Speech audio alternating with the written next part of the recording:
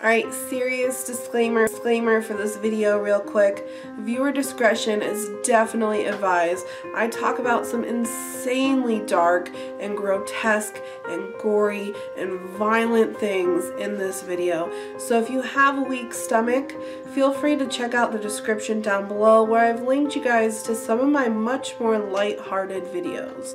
Hey, what's up guys? I'm Jillian Rogue, and in today's video we're discussing 5 of the most insane cults regarding religious fanaticism. I had to change my lipstick because the other one was so messy, it was driving me crazy, and now there's like red smear all over my mouth from it, so that's great, but alas, I give up.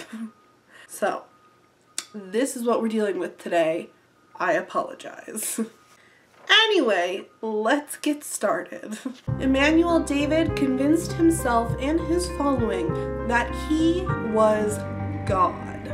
But when the FBI started investigating him for funding his cult with fraudulent fundraising, he killed himself via carbon monoxide in 1978. 3 days later, his wife took his 7 children to their 11th story balcony, and while a horrified audience yelled in protest, she threw each child off of the balcony to their death and then jumped herself. A handful of cult members are still around today and believe that they are reincarnated characters of the Bible and that Emanuel was in fact God. One of Emanuel's daughters, Rachel, was 15 at the time of the fall, and she was the only one to survive the 11th story drop. She still believes her father will come back and reincarnate her family, and she now resides with the rest of the cult, living in a wheelchair and with brain damage. Glenn and Justin Helzer were self-proclaimed Mormon prophets. Glenn was determined to kill his way to being the new leader of the Mormons and finally defeating Satan once and for all. 'Cause that makes sense. His brother Justin was determined to help him reach his way to the top. Together they formulated a complex plan to kill hundreds of Mormons until Glenn was finally the new leader. However, after their 5th victim, they were quickly apprehended. David Koresh had a rough childhood and at an early age turned to religious fanaticism. By the time he was only 18 years old, he had both the Old and the New Testaments of the Bible completely memorized. In the early 90s, he became the leader of the Branch Davidians. He convinced his following that he was the Messiah, and as he put it, the sinful Messiah, because a sinless Messiah could never understand or relate to people who were naturally sinful. Like many other cults, David took all the women in his following and used them for sex as he pleased. Likely due to his own insecurities and feelings of being incompetent, he took 20 women to be his wives, and the youngest one was only 11. And like many other cults, the charismatic control he had over his following was eerily astounding. He used very typical manipulation techniques, such as feeding information little by little, using the Bible to justify his own agenda, sleep deprivation, overworking, and the threat of exclusion. Also, like many other cults, David preached that the apocalypse was coming and that the only way to salvation was by following him. But unlike many other cults, David prophesied to his followers that the apocalypse would be started by the government, that the government was evil and would one day start the apocalypse by coming for them. He then prepared and militarized his people for a war against evil. He began purchasing large amounts of weaponry and having bulletproof vests made. He taught all his members not only how to use the weapons, but also how to shoot themselves in their own head if necessary. One day, a UPS driver delivered a box, and when it tore, he got a look inside and saw grenades.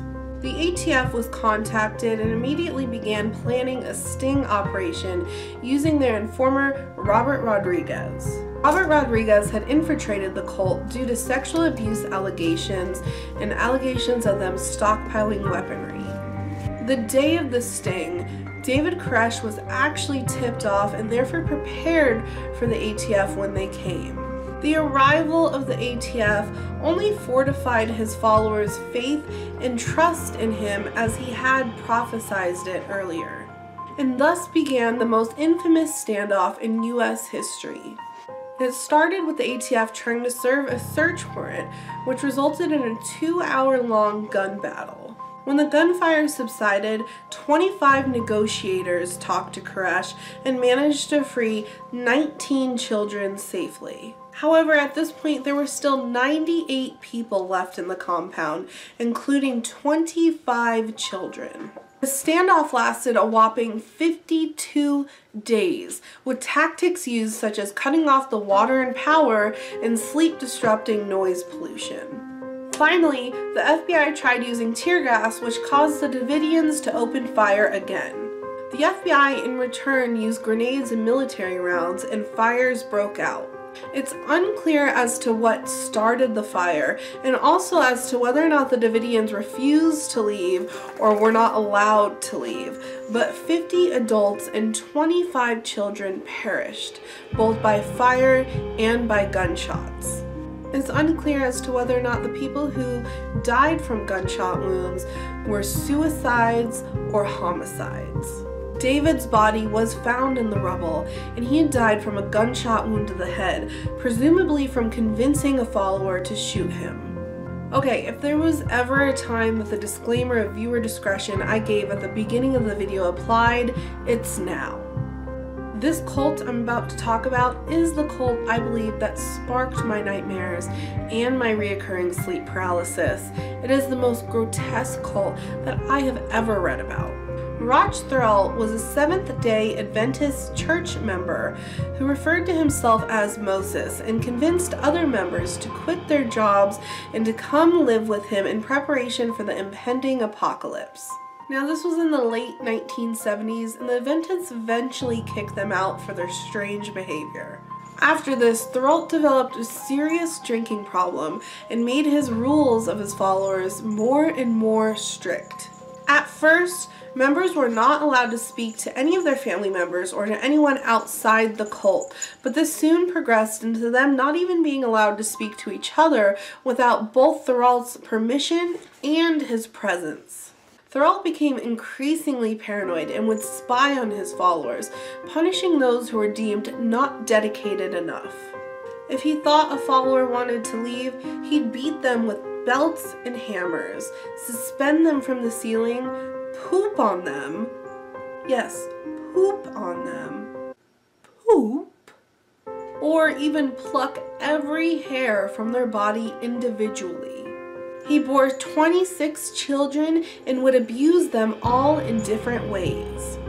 He would hold down members and use a blowtorch on them, and then use kitchen utensils to remove fingers, toes, limbs, and teeth. One follower complained of abdominal pain, so he laid her on a table, punched her in the stomach repeatedly, shoved a tube up her ass and filled her with olive oil, then cut her open and ripped out pieces of her intestines with his bare hands. When he finished, he stitched her back up, shoved a tube down her throat, and had women in his cult blow air into it. Now, she stayed alive until the next day, but when she died, he promised a resurrection, drilled a hole in her head to supposedly resurrect her, and had every male member of his following ejaculate into her skull. He also would force members to break their own legs with a sledgehammer, shoot each other in the shoulders, eat insects and rats and even their own and each other's poop. He would nail children to a tree and force the other children to throw rocks at them. He would force members to sit on hot stoves.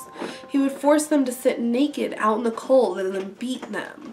He murdered 3 of his own children, 2 via failed circumcisions, and 1 because he left in a blizzard.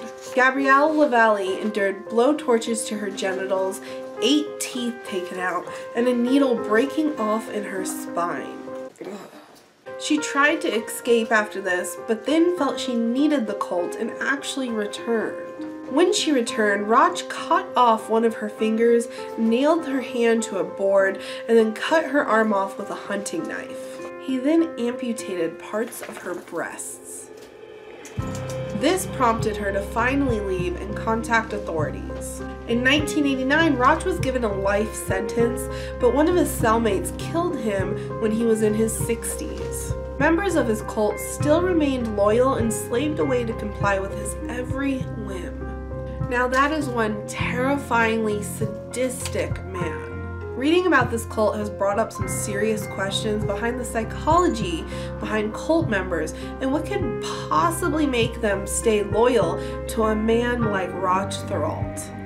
If you guys want, I would love to do a full video on this cult, and if I do, I'll definitely take a look at the psychology behind this and why this could happen. We've all seen them, the memes, the pictures, the videos of the Westboro Baptist Church picketing funerals, gay marriages, and Planned Parenthoods with their anti-Semitic and insanely homophobic, hate-mongering rhetoric. But what many don't know, or at least I didn't know, is that the WBC was actually founded in 1955 by a lawyer named Fred Phelps and has been doing their hate-mongering picketing ever since. Now, Fred Phelps, shockingly enough, actually defended over 100 black people during the Civil Rights Movement when really no other white lawyer would. I know, shocking, right? You would think such a horrible man would be racist as well as everything else that he is. But I guess he can't use the Bible to justify it. So, like many other Christians, he just hides the fact that he's racist. Yeah, I'm sorry. After supposedly being propositioned by a gay dude in a park, Fred and his followers, made of mostly blood relatives, picketed the park to try to get cops to clean it up so that gays didn't lure children into bathrooms. From there, the WBC took to picketing everything they could, from soldiers' funerals to gay marriages to the funerals of the victims of the Pulse nightclubs to even a child's funeral who died from AIDS. They literally wish death upon gay people. Like, they literally want the death penalty for people who are gay. They also make parodies of music videos to get their hate-filled, insanely ignorant, bigoted opinions across. They have multiple websites and make an insane amount of anti-Semitic and homophobic propaganda. The only members that aren't blood related are Steve Drain and his family. Now, Steve went to film a documentary about the WBC in the early 2000s, and after a 4-hour-long chat with Fred Phelps, fell in love and decided that he wanted to stay and join the Westboro Baptist Church. He now spends his time brainwashing his children, except for his daughter Lauren, who saw through his radical fanaticism and was exiled. Steve Drain wouldn't let his daughters be around boys, listen to rock music, or even cut their hair. The WBC says in a perfect country, we would execute gay people. While in my perfect country, we would force the WBC to go to a gay camp where they're forced to watch Brokeback Mountain on repeat for the rest of their lives. Alright guys, well, I don't know about you, but I'm not going to be able to sleep tonight because that was insane. The research I did for that really messed me up in the head the past week. Like I said, I had sleep paralysis for the first time, and I've had nightmares like every night. Hopefully it didn't creep you guys out as much as it creeped me out. But let me know what your guys' thoughts are on this video in the comments down below, and if you liked it, make sure to give me a thumbs up so I know to keep doing these types of videos. And finally, remember to subscribe to see more creepy and weird shit from me. Cause that sounds like a good time. Alright, all my little poop kings and queens, I will see you later. I guess this is a thing I do in like all fucking videos now, so there's that.